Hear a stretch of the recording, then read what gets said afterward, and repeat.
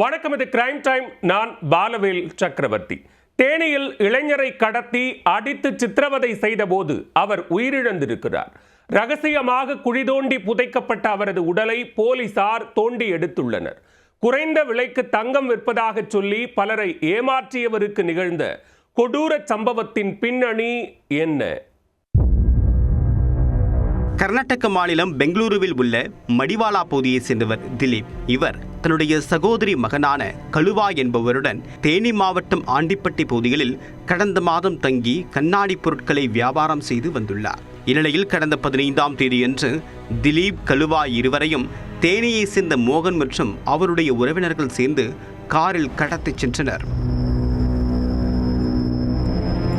இருவரையும் தேனி அருகே உள்ள ஒரு தோட்டத்தில் வைத்து தென்னை மட்டை மற்றும் இரும்பு கம்பிகளால் சரமாரியாக தாக்கியதாக கூறப்படுகிறது. இதில் படுகாயமடைந்த இருவரையும் காரில் ஏற்றிக்கொண்டு சிறிது தூரம் சென்ற அந்த கும்பல் கழுவாவை மட்டும் இறக்கி விட்டுவிட்டு திலீப்பை மீண்டும் கடத்தி சென்றுள்ளனர். இதையடுத்து அங்கிருந்து சொந்த ஊரான பெங்களூரு சென்ற கழுவா நடந்த விவரங்களை தன்னுடைய 80 வயதான பாட்டி சாந்தம்மாள் உள்ளிட்ட குடும்பத்தாரிடம் தெரிவித்துள்ளார். இதனால் பாதிக்கப்பட்ட திலீப்பின் சகோதரி நிர்மலா கடத்தப்பட்ட தன்னுடைய சகோதரனை கண்டுபிடித்து தருமாறு தேனி மாவட்ட காவல் கண்காணிப்பாளர் அலுவலகத்தில் புகார் அளித்தார்.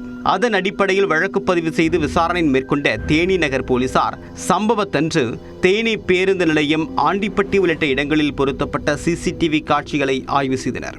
அதில் ஆண்டிப்பட்டி மோகன், தேனி கருவேல் நாயக்கன்பட்டியை சேர்ந்த முகேஷ் பாண்டி, ஆகாஷ், முத்துப்பாண்டி, சர்க்கரைப்பட்டி இளையராஜா, முருகன், முத்தனம்பட்டி சதீஷ்குமார் மற்றும் தேனி சௌமியன் ஆகியோர் திலீப்பை கடத்தியது தெரிய வந்தது.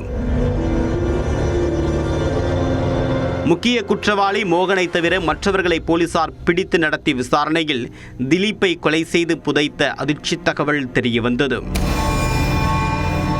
அதைத் தொடர்ந்து திலீப் உடலை போலீசார் தோண்டி எடுத்தனர். சில வருடங்களுக்கு முன்பாக மோகனின் உறவினர்களிடம் வடமாநிலத்தை சேர்ந்த சிலர் குறைந்த விலைக்கு தங்க நகைகள் தருவதாக கூறி போலியான நகைகளை கொடுத்து சுமார் 2 லட்சம் ரூபாய் வரை பண மோசடி செய்ததாக கூறப்படுகிறது. இந்நிலையில்தான் கடந்த மாதம் மோகனை தொடர்பு கொண்ட திலீப் தங்களிடம் தங்க நகை இருப்பதாகவும் அவற்றை குறைந்த விலைக்கு விற்க இருப்பதாகவும் கூறியிருக்கிறார். இந்த சந்தர்ப்பத்தை பயன்படுத்திய மோகன் மற்றும் அவருடைய உறவினர்கள் சேர்ந்து திலீப் மற்றும் கழுவாவை காரில் கடத்திச் சென்றனர். அப்போது தங்களிடம் மோசடி செய்த வடமாநில கும்பலுக்கும் திலீப், கழுவாவிற்கும் தொடர்பு இருப்பதாக கருதி அவர்களை மோகன் தரப்பினர் சரமாரியாக தாக்கியுள்ளனர். இதில் எதிர்பாராத விதமாக திலீப் இறந்துவிட்டதால் அவருடைய உடலை பெரியகுளம் அருகே ஜல்லிப்பட்டி கிராமத்தில் உள்ள அரசு புறம்போக்கு நிலத்தில் குழி தோண்டி புதைத்தனர்.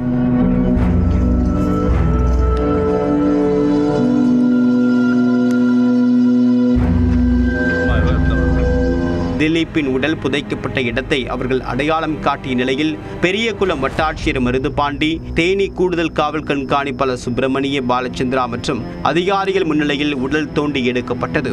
ஜேசிபி வாகனம் மூலமாக குழி தோண்டப்பட்ட திலீப்பின் உடல் வெளியே எடுக்கப்பட்ட நிலையில் அதே இடத்தில் வைத்து அரசு மருத்துவர்களால் உடற்கூராய்வு செய்யப்பட்டு பிறகு அவருடைய குடும்பத்தாரிடம் ஒப்படைக்கப்பட்டது.